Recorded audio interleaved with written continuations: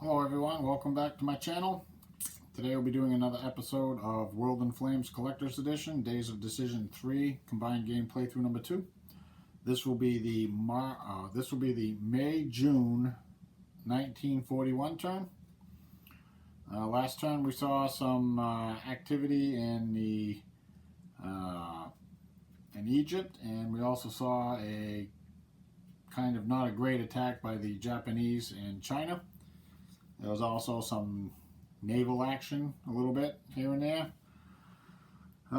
Generally it was a really short turn. It had a lot of bad weather, and well, that's happened sometimes. So without getting any further into it, let's go take a look at starting money. Starting money is looking something like this. We have two major powers also getting bonus bid points this turn because they didn't get political options last turn. That's the Soviets and the Japanese. So our starting money is we have Germany at -3, we have Japan at -1, Italy at -3, the Soviets at 2, the Commonwealth at -7, the US at -1, China at -2, and Free France at -5. Now, I have been scrapping units, so I just do that off camera, usually at the end of the turn. So there's been major powers have been getting credits for scrapped units. So the totals sometimes they don't quite add up, and that's one of the reasons why. So let's take a look at what the major powers have decided to bid for this turn. We have 5 major powers bidding. We have Japan bidding 1. We have the Soviets bidding 2 because they really want to get their gear up in. We have the Commonwealth bidding 1, the US bidding 1, and Free France bidding 1. Now, let's see how this is going to shake out on the initiative position track. Okay, notice Germany wasn't bidding this turn. Okay. So we got Japan bidding 1. They're going to get a +4 for their political effectiveness and bonus bid points from last turn. So that's 5. And they're going to get 3 for their current position. That's 8. The Soviets are bidding 2. They're going to also get a +4 for not getting a political option last turn in bonus bid points. And they're going to get +2 for their current position. That comes out to be an 8. So the Japanese and the Soviets are tied. The tie will be broken by political effectiveness. They're both 4s. So then the tie is broken by current order. So Japan will go first. The Soviets will go second. The Commonwealth bid 1. They get a +3. That's 4. That'll put them in third. The USA bid 1. They get a +2 for 3. That's going to put them in the 4th. And the Free French bid 1. They're going to 0. That's going to put them in a 5th.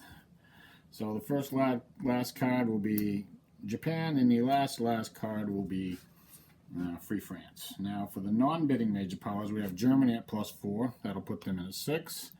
Italy and the Chinese are tied. However, the Italian political effectiveness is a 3, and the Chinese is a 1. So the Italians will break that tie.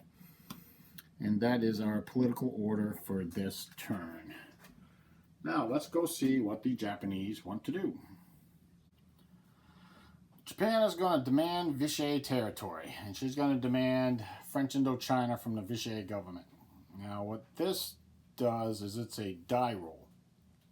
And the modifiers are, you basically have to get I believe it is a 1 or less to succeed. Yeah, you gain control of the territory by you rolling 1 or less on 1 die. You modify the die by this. -1/2 per sea area and territory between the territory being demanded in the Vichy home country.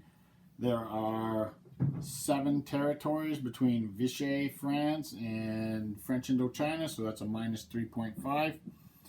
-1 for each initiative position you are lower than the controlling major power. Well, Germany is a controlling major power.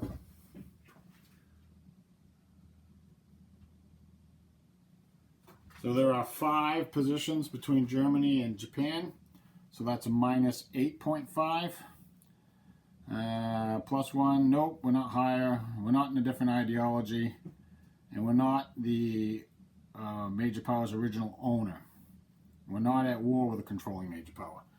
So that's a total of 8.5, which rounds to 9.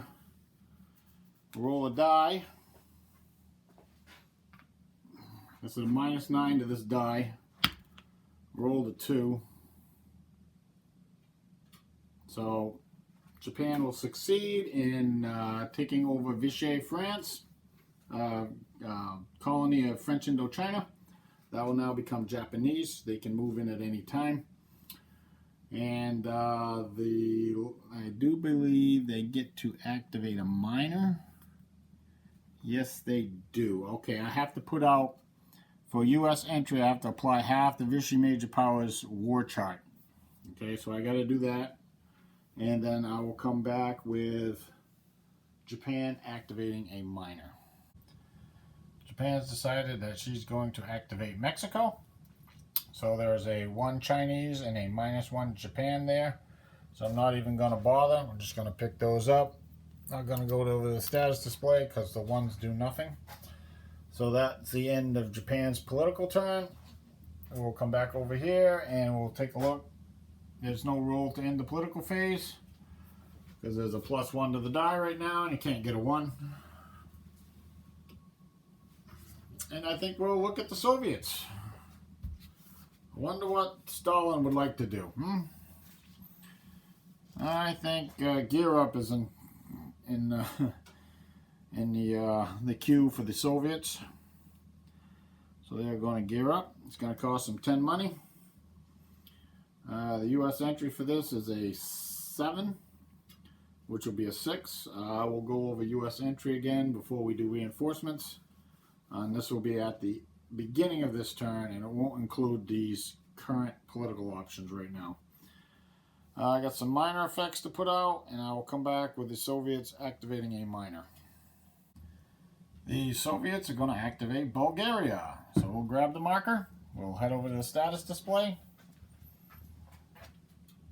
Let's see where Bulgaria is. It's right there. Just entered the communist ideology. And we have a 2 for the Soviets. Now it costs 2 for the hex, 1 for a border, 1 to cross a boundary. So that's 3. However, we're moving towards the major power that can control the minor within that major power's ideology. So there's a -1 for that. So it costs 2 for that hex. And now Bulgaria is 1 hex away from potentially getting aligned by the Soviets. Last thing for the Soviets to do, see if they torch their other allies, is roll a die and see if they end the political phase. 7 doesn't do it. So we'll move down to the Commonwealth and see what they want to do. Alright, we're down to the Commonwealth. And the Commonwealth is going to try a minor alliance. And she's going to try to sign an alliance with Iraq. Now this is a die roll again. So we're going to add 1 to the result for each factory resource marker. I think they have 0. Yeah, they don't have any. We're going to add the alliance willpower, which is a +5. We're going to subtract the initiative position, which is for the Commonwealth is 3. So that's a +2, and the distance in hexes on the status display is 2 hexes. So now we're at a no modifier. The minor is not hostile. We're not trying to break an alliance, so anything except a 0, which means it can't fail. So even a 1 succeeds, and the alliance is assigned. I'm going to have to put the treaty chart out, and I'll come right back. The U.S. entry also is on there. I'll come right back with the Commonwealth activating a minor. I'm sure you can guess who that's going to be. Okay, the Commonwealth is going to activate Iraq. So I'll grab the markers and we'll head over to the status display. There's a 3 Commonwealth marker and a -1 Soviet marker. I'll come over here and we'll point towards the Democrat ideology. Here's the 3 Commonwealth and the -1 Soviet. Well, the -1 Soviet is not going to do anything, so we'll just get rid of that. The 3 Commonwealth. Now, Iraq's right here. So it's going to cost 2 for the hex, 1 for the boundary. That's 3. However, we will subtract 1 for moving towards the major power in their own ideology. So it's going to cost 2 for that hex. Normally costs 2 for this hex. But again, we subtract 1 for moving towards the major power in their own ideology. And that's going to stack Iraq with the Commonwealth. And just a quick note, the Commonwealth's pals in the U.S. have decided to foot the entire bill for this, and because they're a level 2 treaty partner. And so the last thing the Commonwealth has to do is roll to see if they end the political phase. Make the treaty partner U.S. real happy. I think the political phase is over. So we had 2 previous political options, which is a -2, and 1 is added to the die, which is a -1. So yes, the political phase is over. The United States and the Free French will get bonus bid points for next turn, but they won't get a chance to do anything this turn. So that'll put a wrap on that. I'll come back in a second and go over U.S. entry, and then we'll roll initiative and weather and go from there. Okay, let's take a look at U.S. entry for this turn.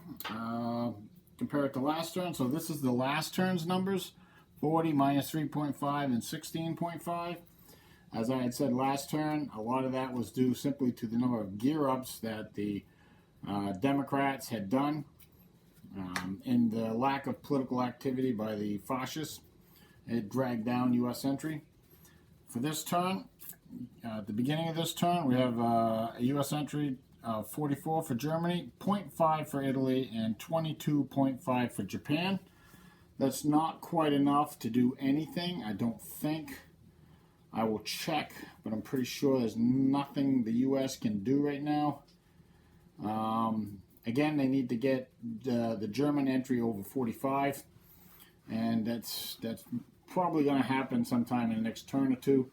But as of right now, they are out of options. And this has actually been one of the strategies that I've pursued as the fascist, is to try to keep the U.S. isolated as long as possible.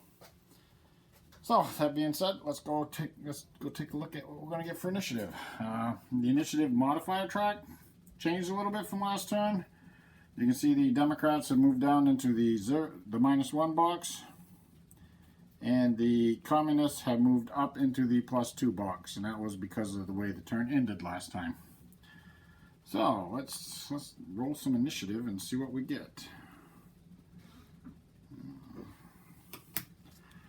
Alright, again, blue is Democrat, red is the Communist, and white are the fascists.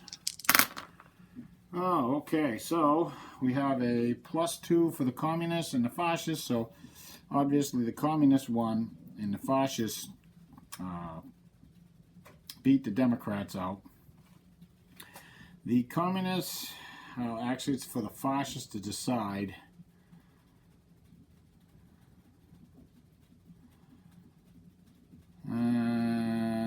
They would like to go after.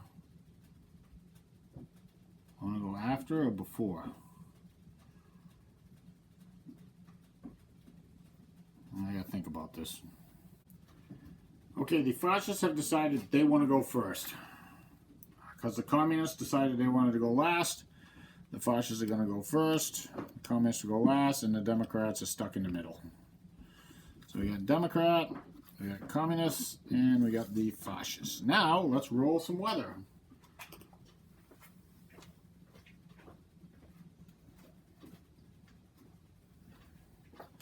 Whenever you want to roll weather, the chart's at the other end of the table. Alright, let's see what we're going to get for weather here. Where's my weather chart? Here it is. Let's take a look at it. I can see what we're rolling. I don't know if you can see it. I'll zoom in a little bit. Okay.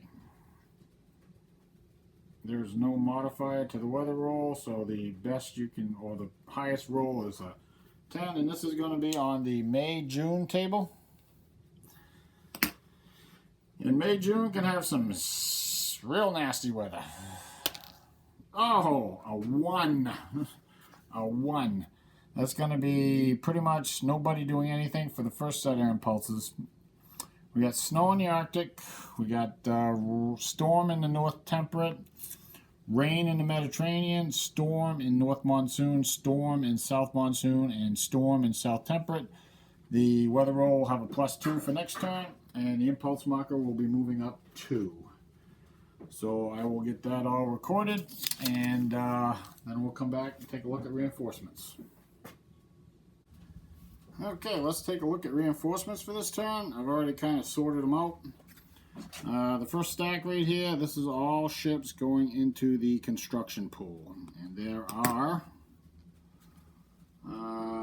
Commonwealth Heavy Cruiser, Italian Light Cruiser, an American Destroyer Escort, and a Commonwealth Destroyer Escort. So those all go in the construction pool.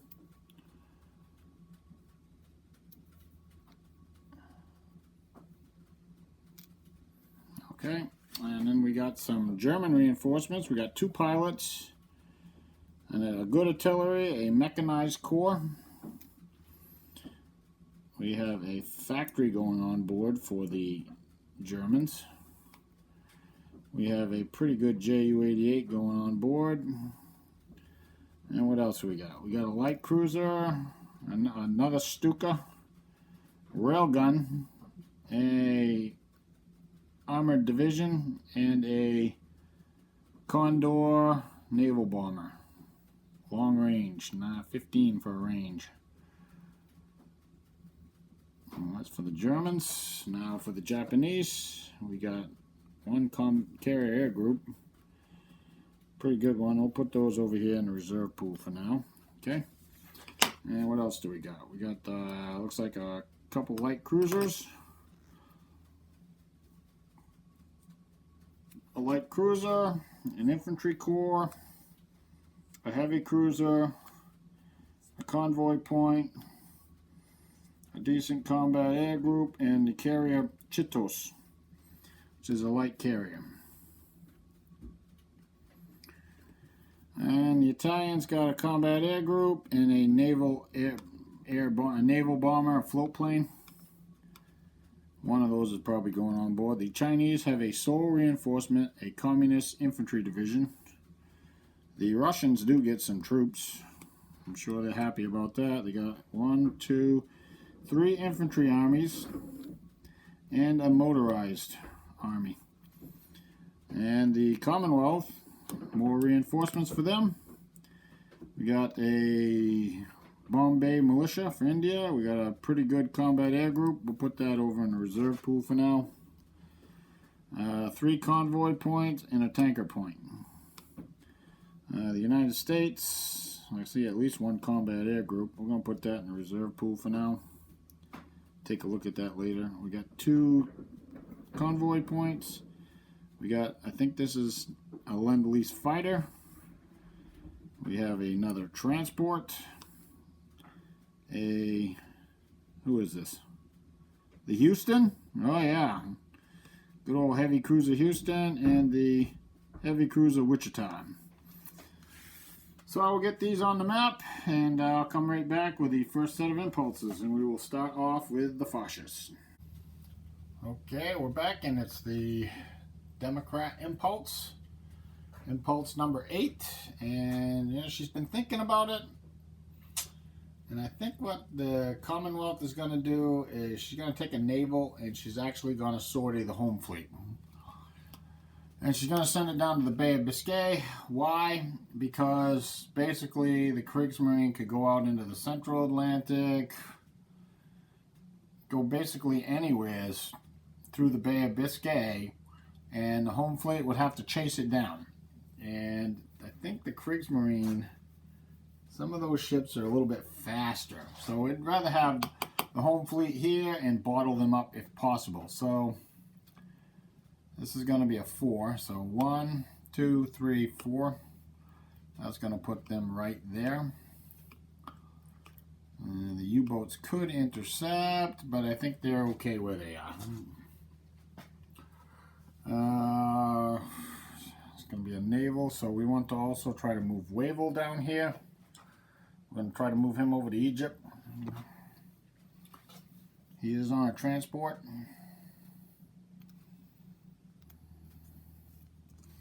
I also have the Mediterranean, one of the Mediterranean fleets down here in Gibraltar, so there is some kind of reactionary force available.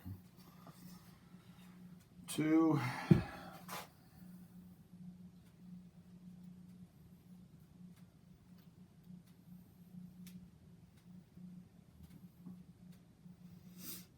Alright, the Italians are going to try to intercept over here.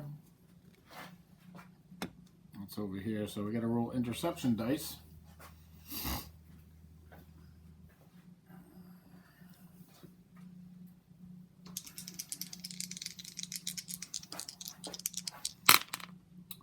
Well, the fascists rolled an 8, and the Commonwealth rolled a 7, so the transports do indeed make it through. And he's just going to come right here, and that will put Wavell right there, and they're more than happy about that. I think that's going to be about it for this turn. That landed there this turn, so all right.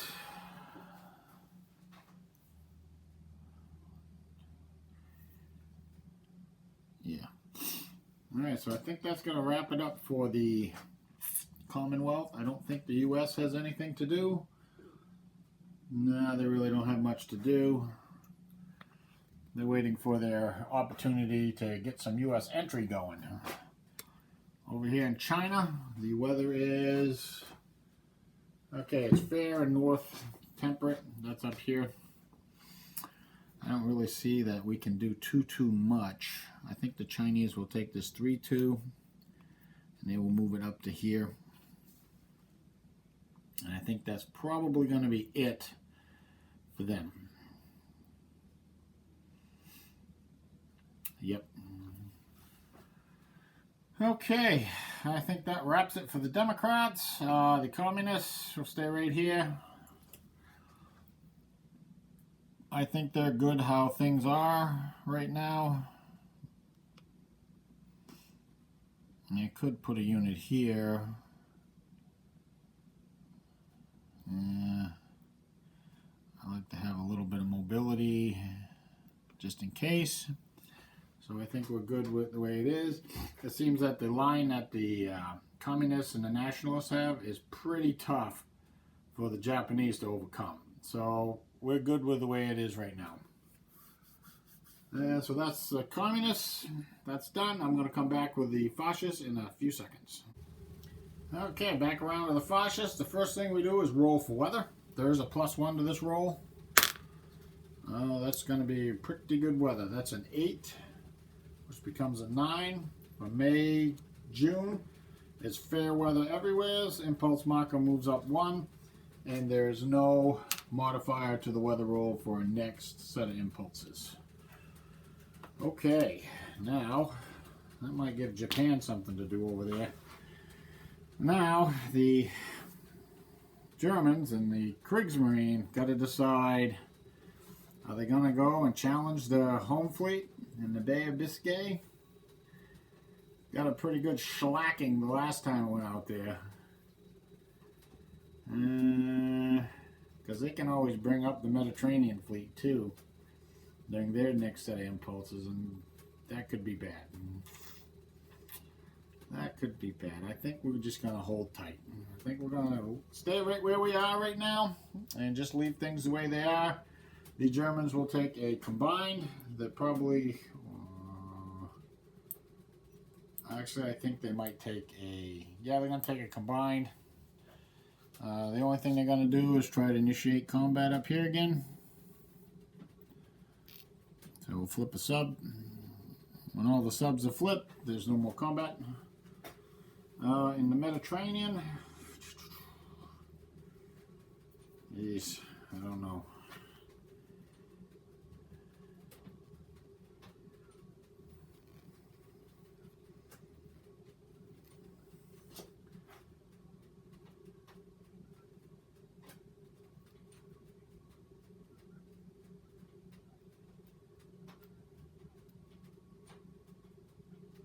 think the Italians will do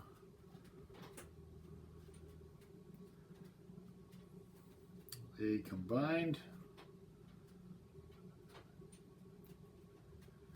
Throw that out there as well. And so we're going to go right to initiating combat.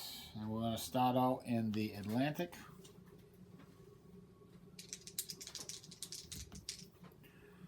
Let's see if this does anything. It's up there. We do have a Condor. We could send that out. 1, 2, 3, 4, 5, 6, 7, 8, 9, 10. That's 10 to there. So that leaves them 10, 11, 12. It would be in the 1 box. It's probably not too advantageous to do that. So we'll just leave it the way it is. And we'll try for combat.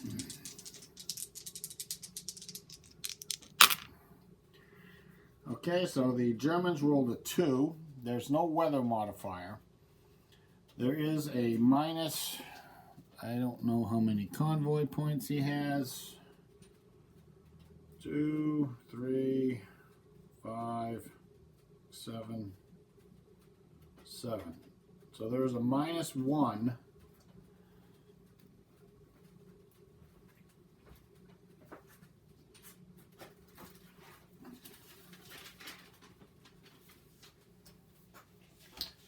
There is a -1 to the die for the number of convoy points for the fascists, or the Germans.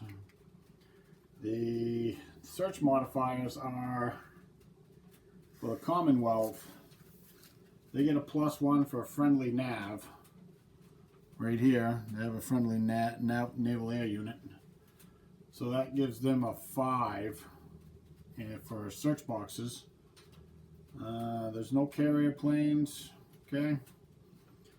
It's clear weather, so we have a 1 for the fascists and a 6 for the Commonwealth.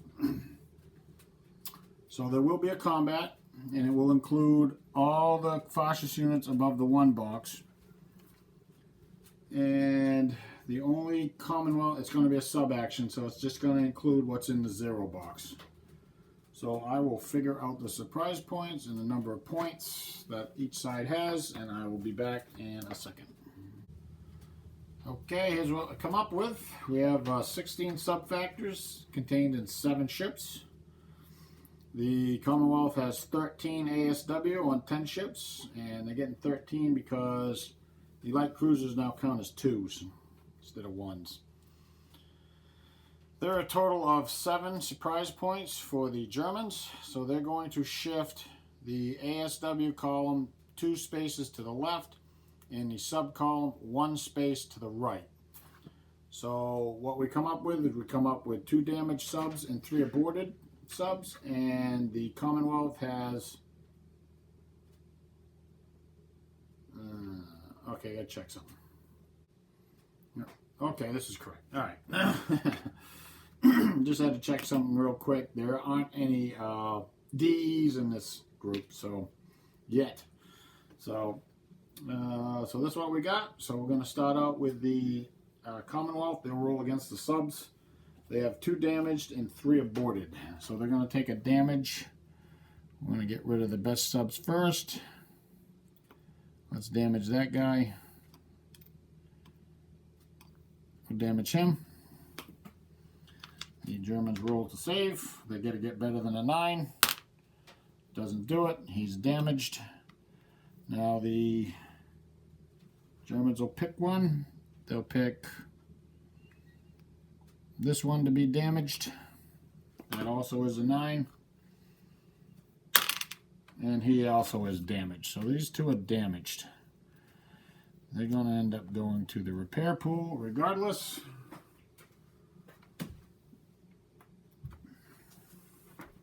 Now I got 3 aborts. The Commonwealth is going to pick the top one for an abort. That's an 8. It does abort. So he's going to abort. The Germans will pick this one here to abort. And he does abort. They're only upside down because they've been used to initiate combat. just so we know. But now they're both aborted. And the last one, the Commonwealth will pick this one to abort. And he does indeed abort. I'm going to just stick them over there. Now we got the Germans' turn. They got 2 sunks. They're going to obviously pick 3 convoys to sink.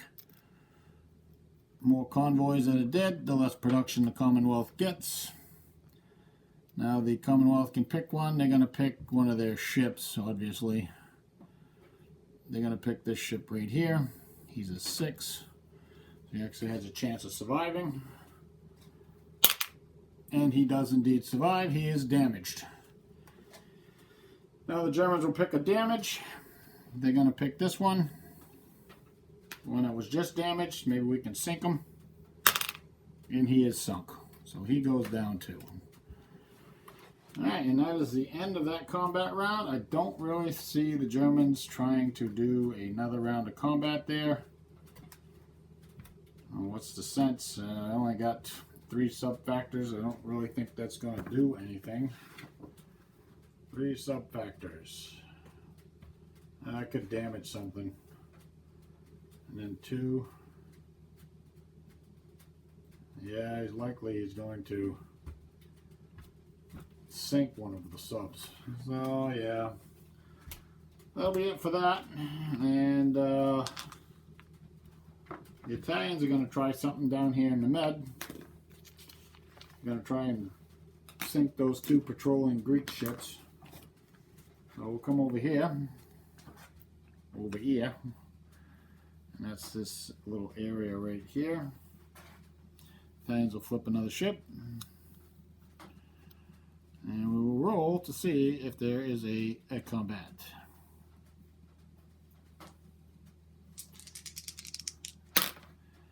Okay, so in this case, the Italians got a 1 and the Commonwealth got a 7. So now the Commonwealth can basically, the Italians can basically have this group engage this group, which is what they're going to do. Surprise points, I got to figure that out. So the results of that was 1 Greek ship sunk, 1 Greek ship damaged, and 1 Italian ship damaged. I already rolled the dice, I just forgot to push the record button. Okay, so I think that's going to do it for the fascists. We will move on to the Democrats and see what happens with them. I almost forgot our friends in Japan. They're taking a land action. And first up for them is a ground strike right here.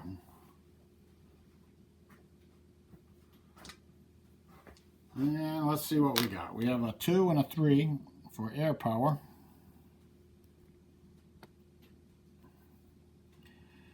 Two and a 3. And we have 2 Chinese units here, including Chang. That just doesn't want to get picked up. So there we go. And so we'll roll 2 dice for each unit. The red one will be the 3. Green is the 2 for the Cav. Nothing. And for Chang. Okay, Chang is actually flipped over because the green is a 1. So Chang ends up being flipped over. And we'll consider that a good omen for their attack. These guys got to go home and rest. Now,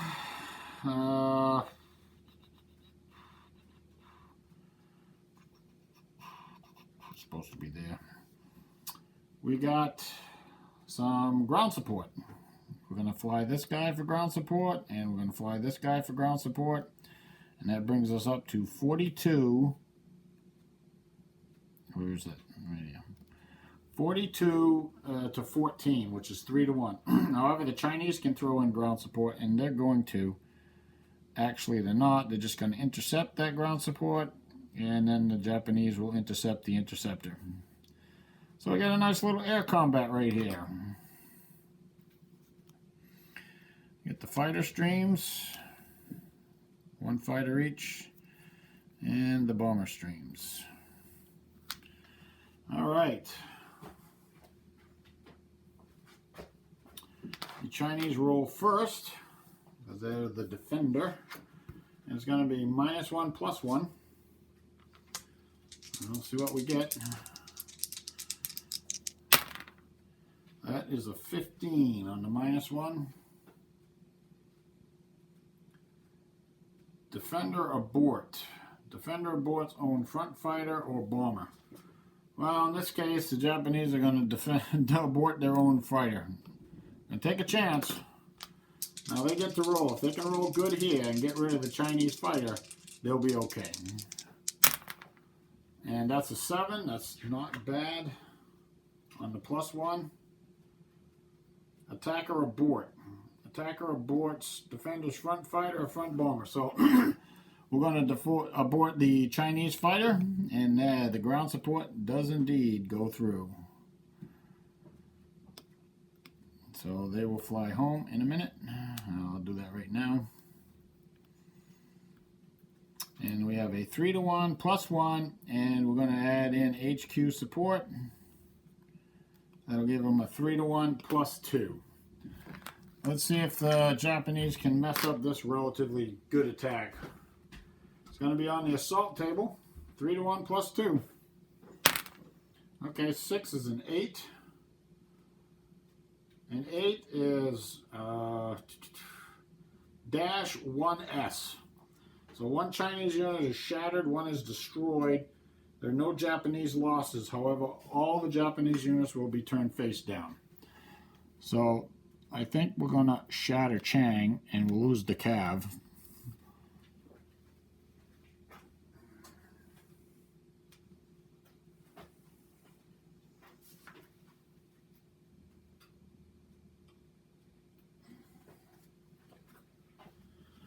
At least we didn't lose Chang. The good news is that all the Japanese units are going to be face down. We'll put the militia up there. I think we'll advance the headquarters too. I'm going to leave this back here and this back here. All these are flipped over as well. But this actually frees up another resource for the Japanese to use. Alright, I think that's about the end of that for the fascists. I don't see them doing anything else this turn. Over here anyways. Maybe they can get another attack in at some point, but they just used all their air power. So, let's see, do we roll the end turn?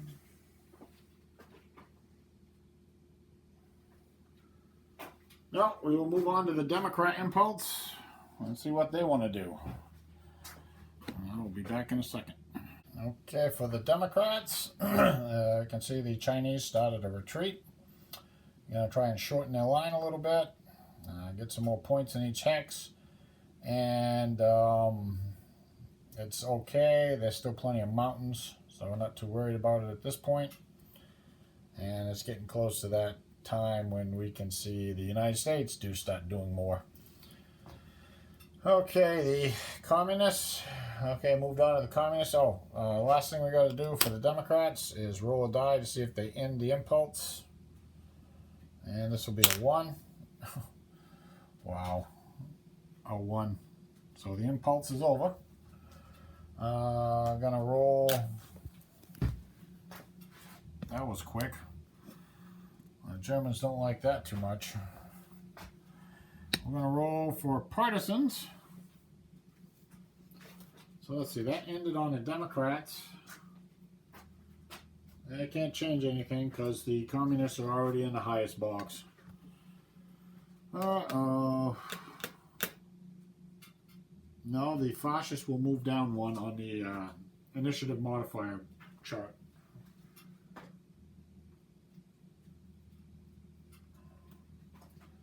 So now the communists are in the +2. Sorry. So let's roll for partisans.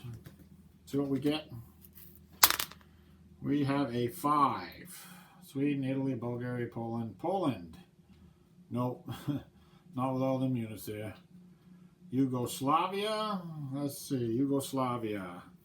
It hasn't been a year since they've been conquered. So it's 4.5, and there's 1, 2, 3, 4, 5 units there. So no partisans for Yugo. Iran. You got 1 Soviet unit there, and they have a +4. I have a 4 for a partisan value, so we'll roll for that one. And the 4 becomes a 3 because of the unit there, so nothing for them. Philippines, USA, USSR. So that's the end of that. And those are all green boxes. Now we're going to roll for a US entry.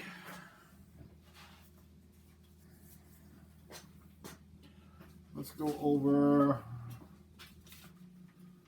Yeah, I can read it from here. All right. Let's see. We'll roll for Germany first. Oh, the roll is an 8. Well, the Germans are just piling it up. See, they've been in war since 39, so 39, 40, not quite 2 years. So it's a +1 and +2 for 2 other major powers at war. So that's a +3. That gives them an 11. That is a +3 to U.S. entry. Now we'll do the Italians. Italians haven't been at war for a year yet. I think they went to war July, August. That's a 7, so that's going to be a 9 for them. That gives them a +2. And finally, Japan. Japan rolls a 1. They like to roll 1s. See, so they went to war, I think it was July, August, 37, so that's going to be 38, 39, 40. That's 3 years. And 2 other major powers at war is a +5, that's a +6. And that's going to give them a +1. So as you can see, now that there are 3 major powers at war with Democrats, the U.S. entry does start building up. Well, yeah, that's the end of that. I think I will do production. And everything's got to return to base. And I'll come back with that in a few minutes. Okay, on to production. For this turn, Germany produced 32, started with 29, and spent 27. The Japanese produced 19, started with 15, and spent 15. The Italians produced 11, started with 9, and spent 12. The Soviets produced 22, started with 12, and spent 13. The Commonwealth produced 15, started with 8, and spent 10. The U.S. produced 29, started with 15. They start with 15 because they gave 1 Lend-Lease to China, 1 bill point, and spent 19. The Chinese produced 7 with the Lend-Lease, started with 5 and spent 9. And the Free French produced 1, started at -5 and spent 8. They are building the DoDIII headquarters. Okay, that'll wrap up this turn. Thanks for watching. I appreciate it. Like and subscribe, and see you next time.